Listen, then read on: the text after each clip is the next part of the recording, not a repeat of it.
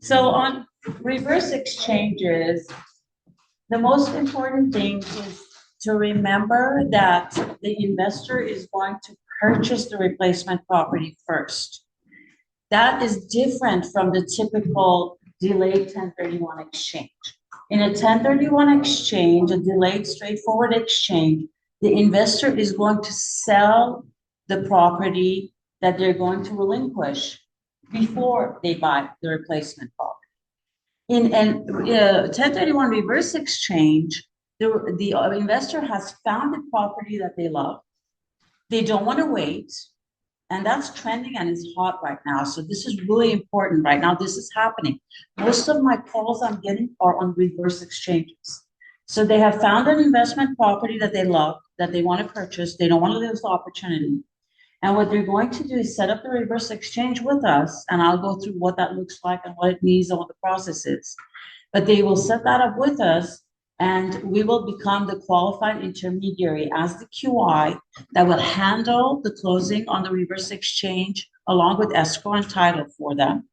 They will buy the replacement property, and then they will be selling their current investment property, which we call relinquishing their investment property afterwards. That's the difference between a reverse and a regular 1031. Yes. Is this, are you talking about just investment properties now, or when you say investor, is like a client or just investor? Yes, client, investor. So, yes, a 1031 exchange is not meant to be for primary residence. Sorry? It's not meant to be for primary residence. It can only be investment, trade, or business use properties. But I had a client that bought that different exchange with another house, and she sold the house. I know, but that house was an Investment. investment property, and so she bought an investment property. It wasn't categorized as a primary residence. It was. And that was And she lied. Okay, maybe I'm getting, you know what, never mind, I'm totally confused about something else. I can help you afterwards. We'll talk about it. No, I'll listen. So that's the difference. So let's start with the reverse exchange and let's talk about what it looks like in a nutshell. And if you have any questions, you're more than welcome to ask me. You don't have to wait until the end. We'll just try to cover as much material as we can. So what we're going to talk about today, what is it? Is it beneficial? When is it beneficial? What are the basic requirements? What is the potential structure? How the money flows and the common issues that we come up with in a reverse exchange. So we talked about it. It's a complex exchange option which allows for capital gain tax deferral when the replacement property closes prior to the sale of the relinquished property. Just remember this: buy first, sell later. That's a reverse exchange. When is a reverse exchange useful? So the relinquished property falls out of escrow, for example, right? And the investor has already found the replacement property and they don't want to lose the opportunity to buy it. That's when they can set up a reverse exchange. So replacement property does not close first. Remember that. Replacement property closes first, relinquished property closes later. What are the basic requirements? One of the things that we come across quite often is if there is financing involved, if the lender has to actually approve the reverse exchange. We can't go on closing the escrow without letting them know, no matter how creative we want to get. Okay, and the reason is one way or the other, we're going to find out because it's going to be on their closing statement. On the closing statement for the buyer, it's going to say that we were the QI that did the exchange for them. Even if we don't put it on the closing statement on the purchase, when they go to sell their property, it's going to be the closing statement on the seller's final closing statement. So they're going to know there's a QI. So we can't get creative, and we don't want people creating double statements to not the lender know there was an exchange. You don't want to do any of those things, which I'm hearing a lot of people getting creative with things. We want to do it the right way, make sure it's compliant, and make sure that they don't get disqualified later on down the road. Yes? Does that mean that the property that you're purchasing must be before closing on property you're selling? Yes, It must be, because in a non-reverse 1031 exchange, I don't believe it does, is that correct? right. In a non-reverse, in a delayed straightforward exchange, after close of escrow, the investor has up to 45 days to identify what they want to purchase. So in this case, you have to designate. You're buying it. You're buying it. You're actually purchasing it before you close your sale. Yes, But you have to, in the closing of the property that you're selling, yes, the property you purchased has to already have been on the market. yes. I guess a different way to ask this question is, could I purchase any property right now and within the time frame sell any other property in order to reverse 1031? Yes, as long as it's for investment, trade, or business use. Yes. So I Okay. need to know what I was selling before I purchased the property. If you have multiple properties, if you have one, that's the one you're gonna have to sell, right? Yes. Within 45 days after close of escrow on the replacement property, they have to identify what they're gonna sell. It's in reverse. Yes, 45 days, you said, right? Yes. So how many days does it give you to sell the actual? 180 total. Same time? thing except in reverse. Yes. Well, So, the property you're gonna sell doesn't have to be on the market at that time. No, Okay. it does not have to be on the market. It does not. Okay. So the investor is not permitted. The first thing we have, lenders have a problem with. That's why all cash transactions are easy with reverse exchanges. So the investor cannot be on title at the same time on the property they're going to purchase and the property they own that they're going to sell. What does that mean? They can't be on title? No, that's part of the Section 1031 code. That's a requirement. So we, as the qualified intermediary, come in. Our attorney that works in our company, she sets up a corporation. It's called an EAT. And we are the entity holding title to this property until the end of the exchange period when we give the property back to them when they sell the property that they own now. So 1031 section says they cannot be on title for both properties they already own and the one they're going to purchase at the same time. So we have to set up a corporation and take title to it. Where the lender has a problem with it is they're financing a loan where, you know, The buyer has to be on title. yeah, where we are on title and the borrower is your principal. So Right, the borrower so- is on title for that reason. they're not. So are there specific lenders or certain specific Yes. programs that accept that term? Yes, and we have a list of lenders. If you reach out to me, if you have a situation, first and foremost, we would like to talk to your lender and explain to them, maybe their guidelines will find a way to allow it, right? But if not, we have a list of lenders that we work with that can make this possible. Of course, it's the same thing. They got they got to qualify to the whole, qualification and everything. But once they qualify, they know how the reverse exchange works. These lenders do, and they can help Are the they client. retail lenders or are they lending brokers? We have one direct and two mortgage brokers. Yeah, I can send you those. So that's the most important thing. The second potential structure they have to meet is the title holding requirement. So if in case we cannot take title to the replacement property for whatever reason, our attorney may decide that it's okay for us to take title to the property that they're going to eventually sell. Now, this is our decision and our attorney's decision, and it's based on a lot of complex factors that I don't want to get into right now. So if we end up taking title to the property that they're going to sell, that's fine. It's the same rules, same everything. It's just the deeds that are recorded are different, but the way the property transfers is different. Okay. So again, same thing. We set up an EAT, a holding corporation, and we take title to the property they currently own if they have to do that. Everything must be set up prior to close of escrow. On a reverse exchange, it takes 3 to 4 weeks to set up a reverse exchange because, again, of setting up the corporation. We try to have a couple of corporations on hand just in case we have an emergency with a short closing, but we would really like to have 3 or 4 weeks to set this up. Okay. Sometimes you can do it in 2 weeks. but I try not to say that too much because then they tell me it takes 3. So structure options, again, option A, take title to the replacement property, or option B, take title to the property that they're going to sell. So in option A, I kind of went over it already. It takes title at closing, not the investor.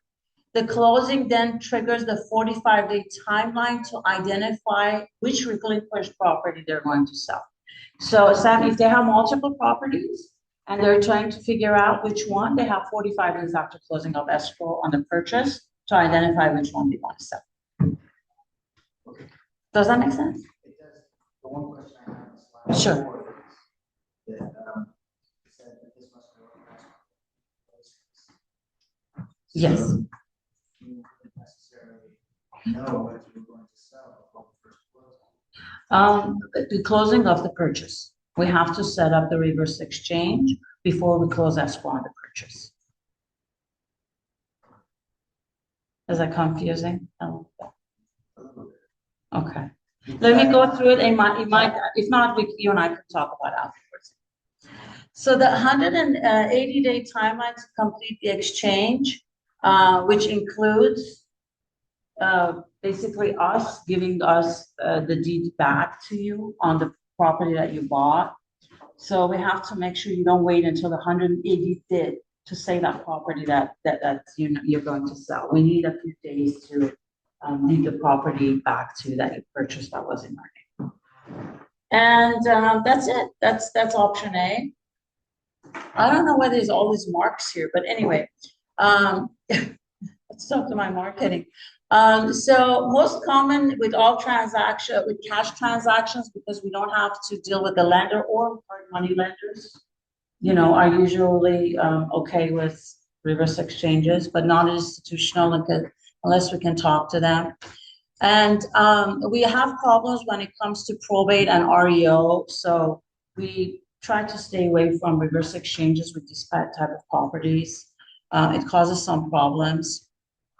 We work closely with the escrow company to ensure the deed and the documentation is compliant that they're drawing up.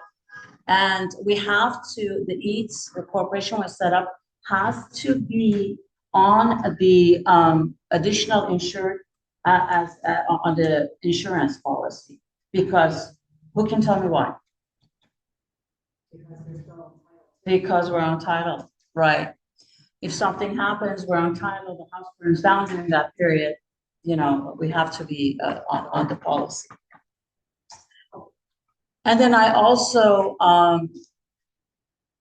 recommend, as soon as you know it's a reverse exchange, to advise the client to please shop for insurance. Because we know what insurance has been like in California lately and how expensive it's been, and there's a lot of requirements. So shopping for insurance early, especially when there's a reverse exchange involved.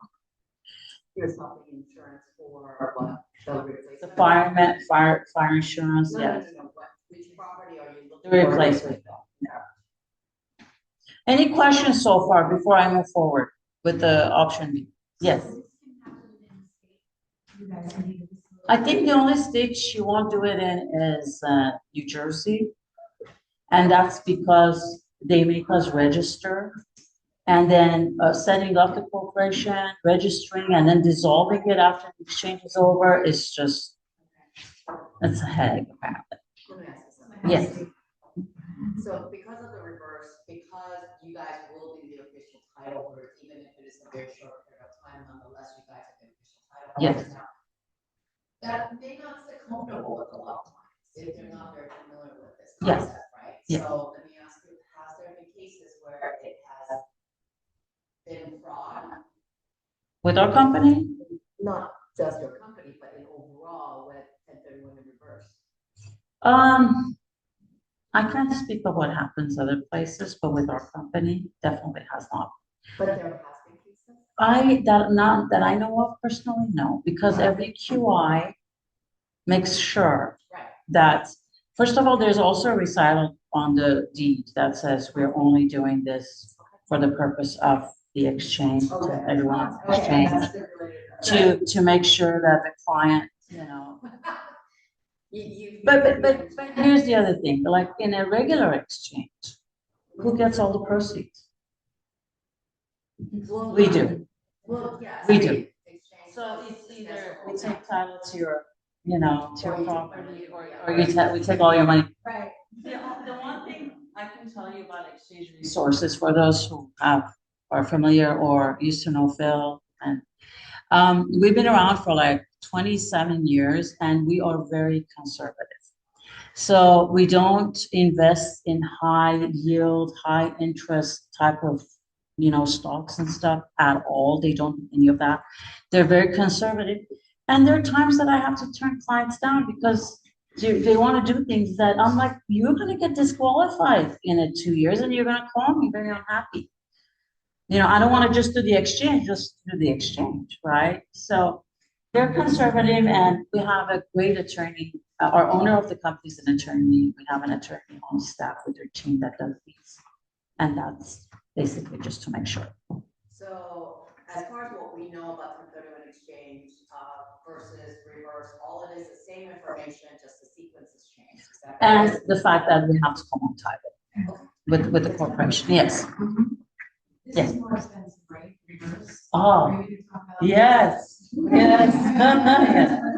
So, These are- so the regular exchange, when you're selling and then purchasing later, it's for one sale, one purchase is $1,250.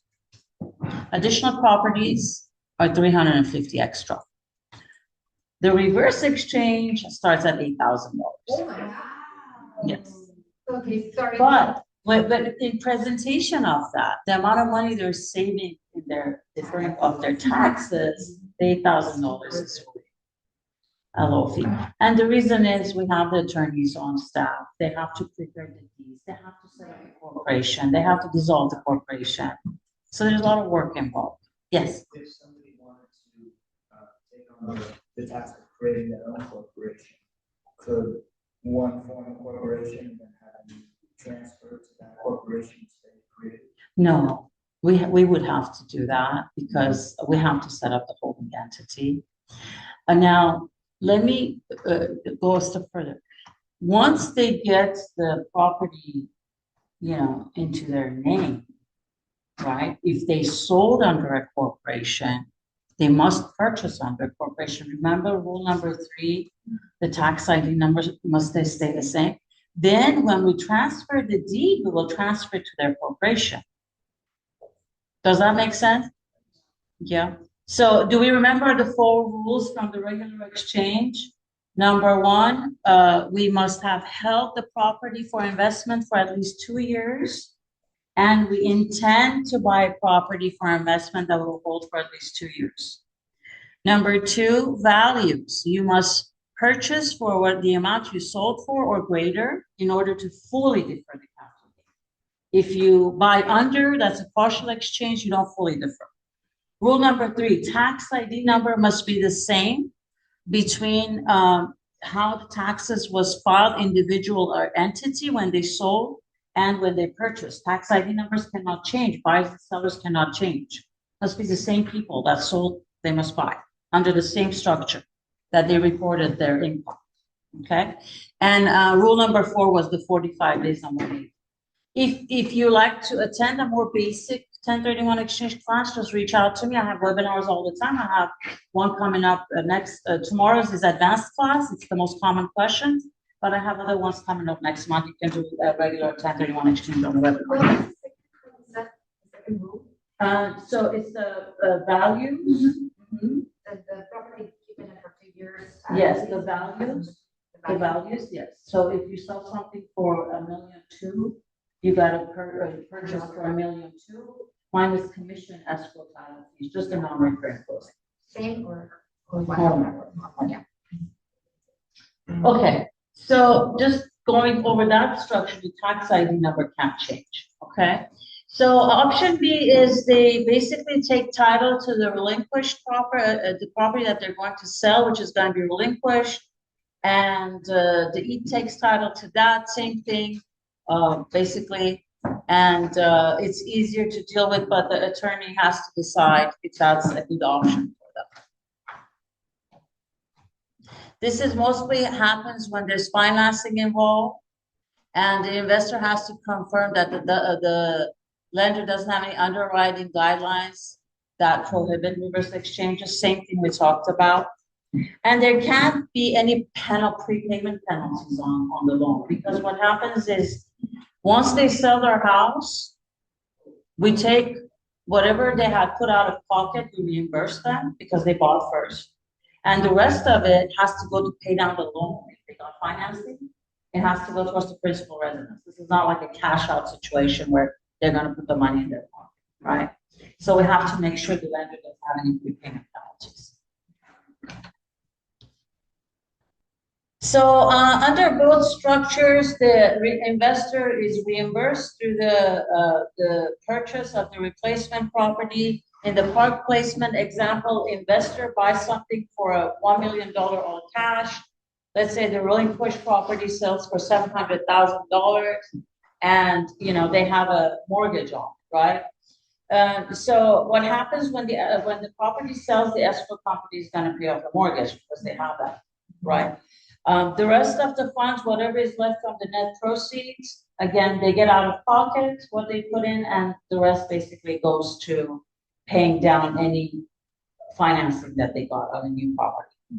If they put it all cash, then they get that money back because it came out of pocket, right? Does that make sense? Because they have proceeds.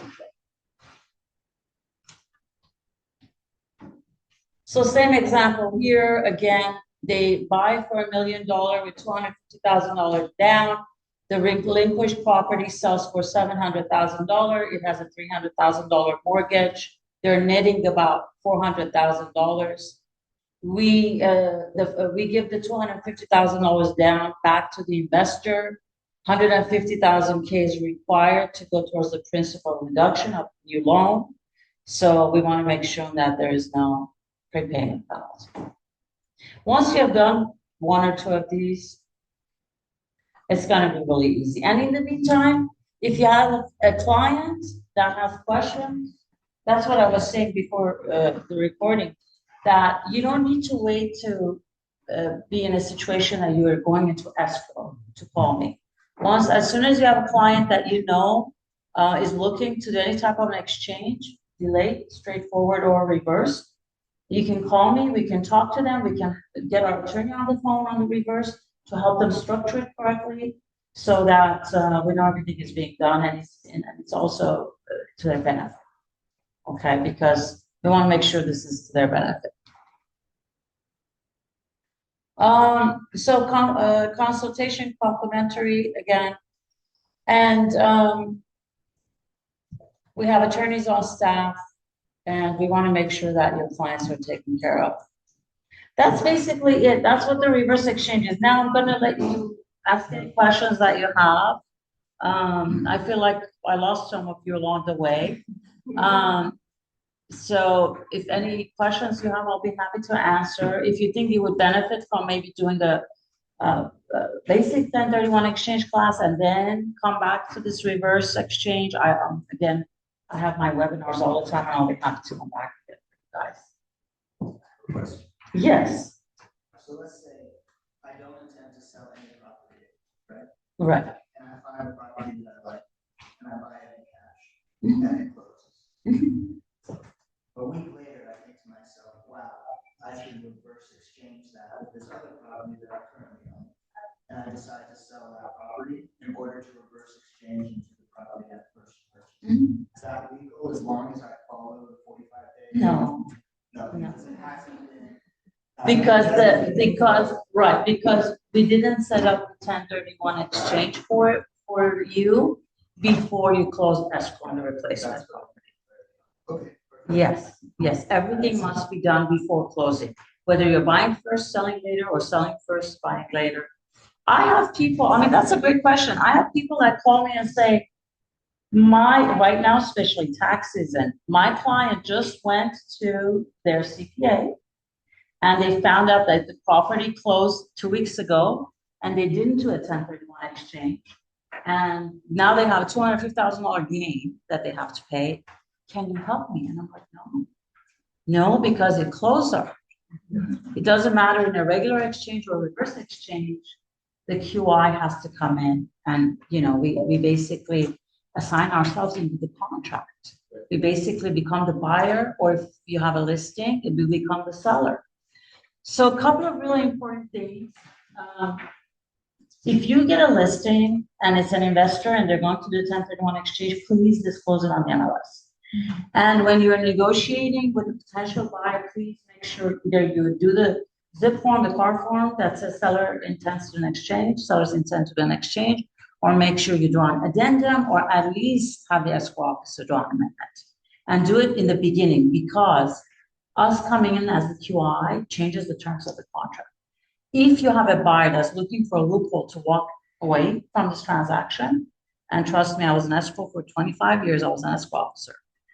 They will find that loophole if they were not disclosed. This was a 1031 from the beginning.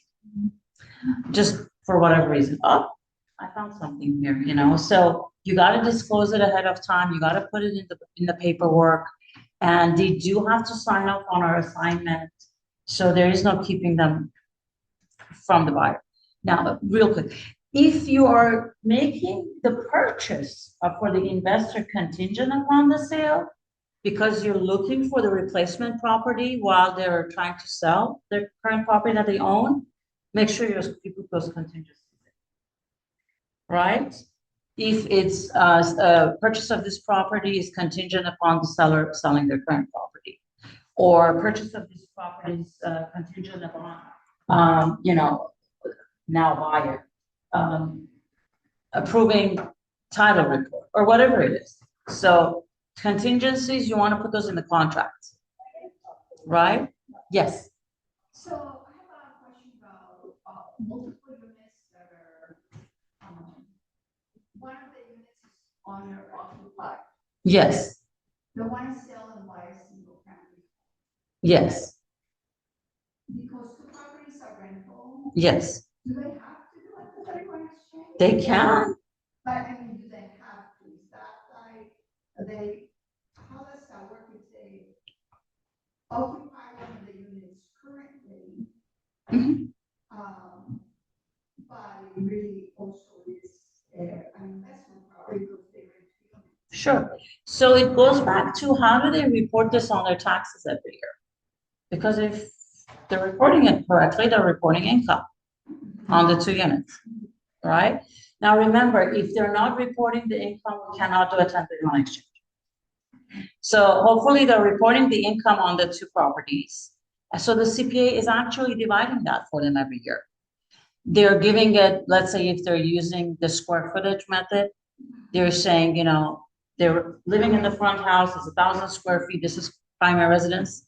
The two back units are 500 square feet each, that's, another 1,000 square feet for investment. So the CPA is already reporting it, it's already, they own this.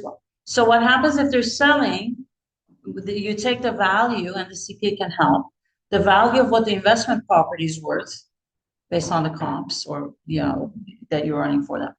And they divide it between what's principal, what's investment. We do the 1031 exchange on the investment portion.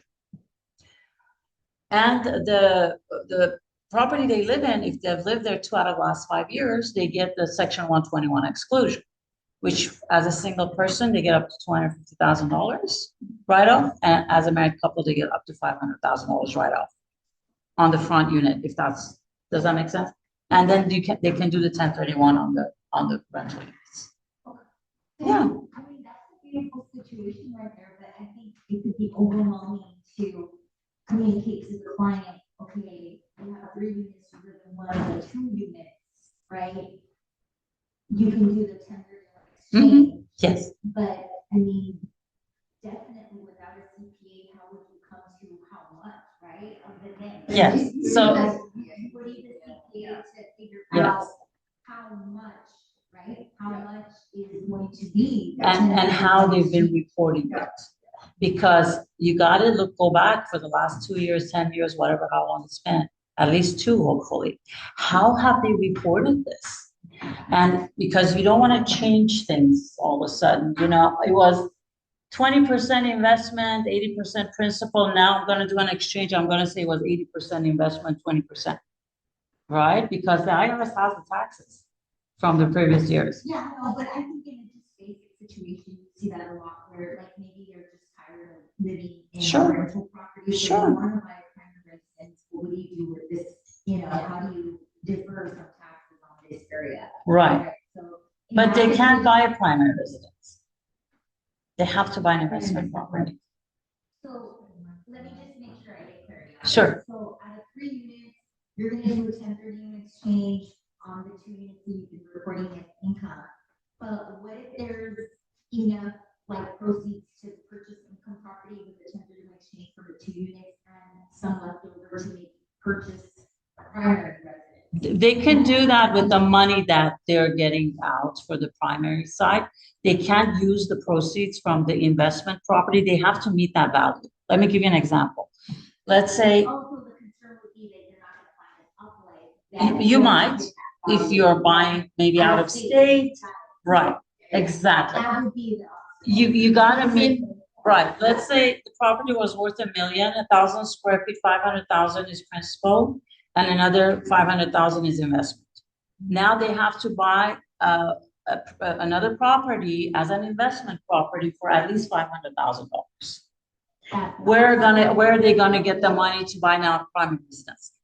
But I gotta tell you though, as long as their intent is to buy investment and they hold it for investment for at least 2 years, after that, if they decide to move into it and it becomes a primary residence and, you know, it's all documented correctly and everything, we see commonly that's not a problem. I'm not saying in every case.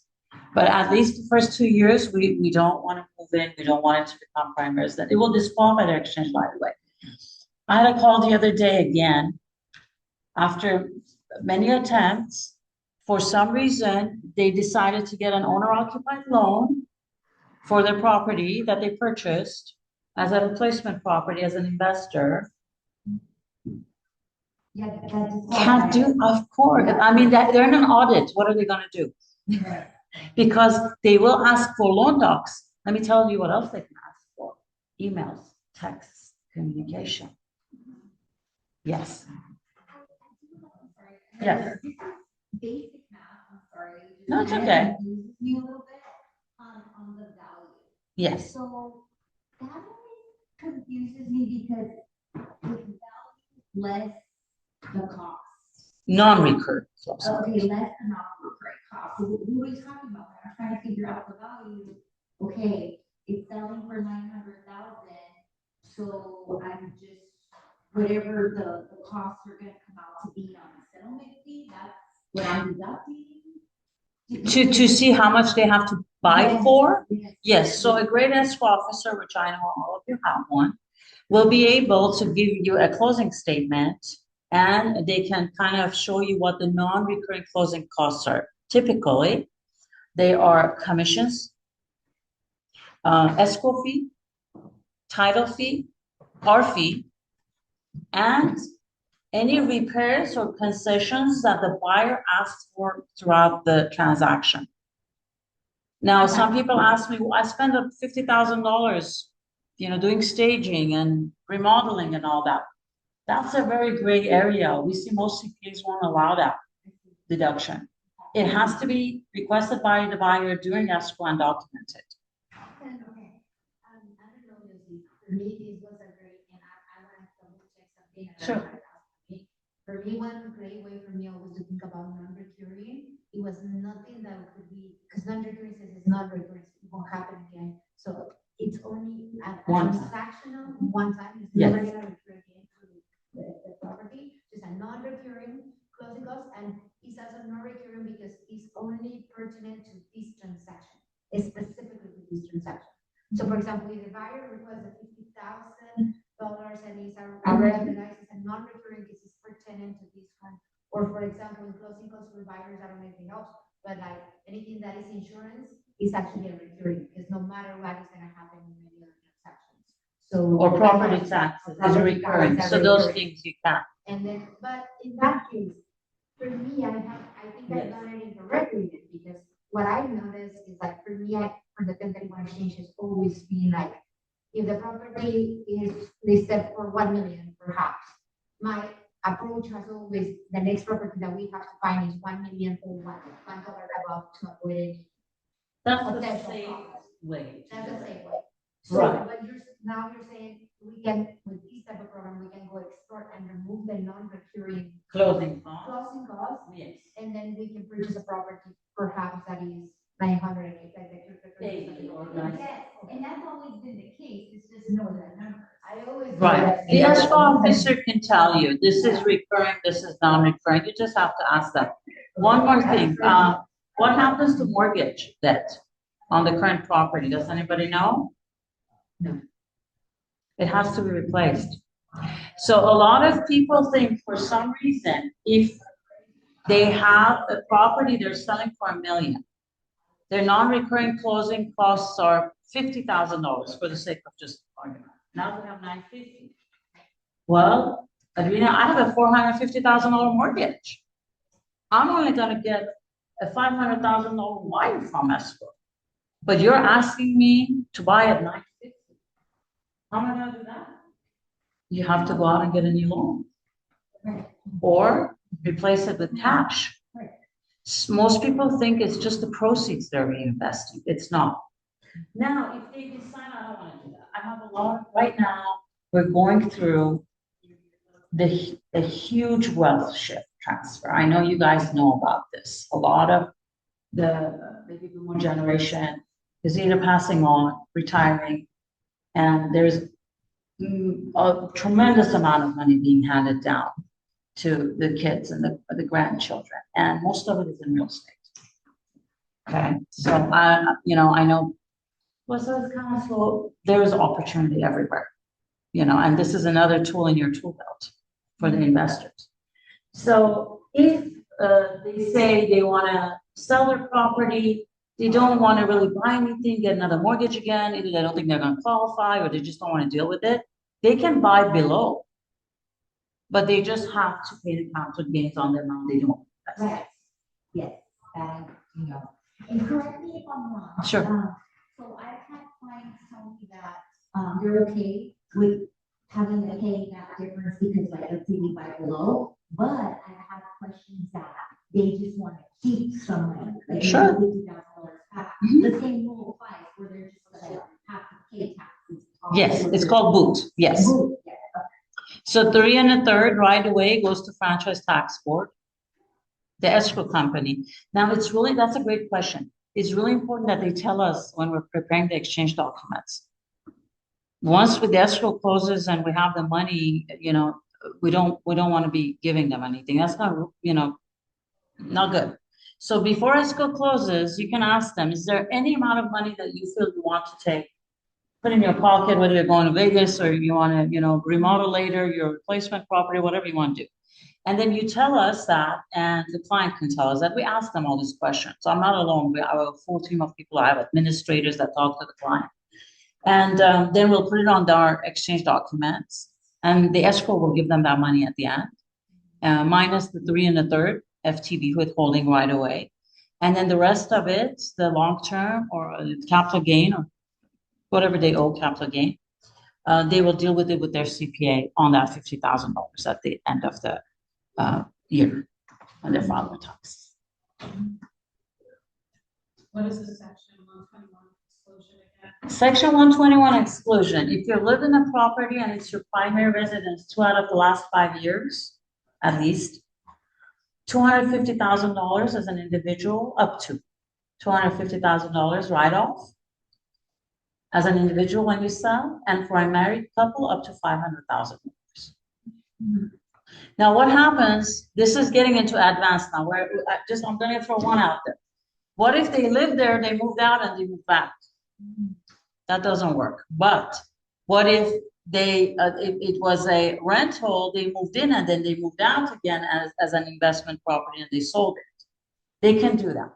So there is different ways to approach this. Again, you know enough to be dangerous right now, but when it becomes complex, just call me, because there's many different ways that we can do an exchange, as long as there's part of it is there's an investment involved. And it was the last The last possession was investment, not principal residence, okay? Yeah. Yes, All right, so investment property is up to 2 years. Each one of the units. after you bought it. After I bought it. Mhm. 2 years after I move in, 5 years after I wanted to sell the property. Am I exempt to 15? As long as you live there 2 out of the last 5 years. All right? You can do that. I have webinars all the time. Do you guys get my Survey Monkey, Tuesday Survey Monkeys, the trivia? Yes? Do you play it? I do give away $50 Amazon. Yeah, yeah. Even if you don't want to play it, it's fine. You know, people are winning every month, but there's a list of webinars there. If you like to go on the list, please email me. And then you can say, oh, this webinar looks interesting. I have one tomorrow. It's an advanced class. I go over all the most common questions asked. And it's, you know, free and I'm fast. I do it in 30 minutes. And slowly as you attend different webinars, you hear it a few more times, then it's, I got it. I got it now. It's just at first it's a little complex. Yes. Was that beneficial? Did you guys? Thank you very much. Thank you for being here.